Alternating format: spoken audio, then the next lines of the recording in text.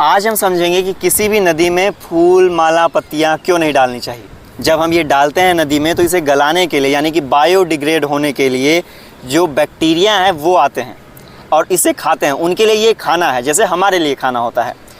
अब जब वो आते हैं इसे गलाने के लिए, खाने के लिए, तो उनकी संख्या बढ़ती है और उनकी संख्या जो बढ़ती है उनको सर्वाइव करने के लिए, बने रहने के लिए वहाँ पर जो नदी में डिज़ोल्व्ड ऑक्सीजन है, जो घुलित ऑक्सीजन है, वो खींचते हैं। इससे होता यह है कि जो नदी का ऑक्सीजन है वो कम होने लगता है और उसमें बीओडी बढ़ जाता है, यानी कि बायोलॉजिकल ऑक्सीजन डिमांड। जिससे होता यह है कि जो नदी में रहने वाले जीव जंतु हैं उनको जितने ऑक्सीजन की ज़रूरत पड़ती है वो उन्हें नहीं मिलती है, नदी का ऑक्सीजन कम होता है। जैसे हमें ऑक्सीजन की ज़रूरत पड़ती है और अगर ऑक्सीजन ना मिले हमें या फिर कम ऑक्सीजन मिले तो हमारा दम घुटने लगेगा, हमारी मौत होने लगेगी। वैसे ही जो नदी में जीव जंतु हैं, जब वहाँ भी ऑक्सीजन नहीं होगा या कम होगा तो उनका दम घुटने लगता है, उनकी मौत होने लगती है।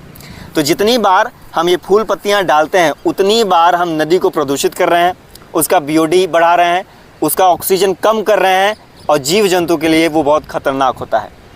तो करें क्या?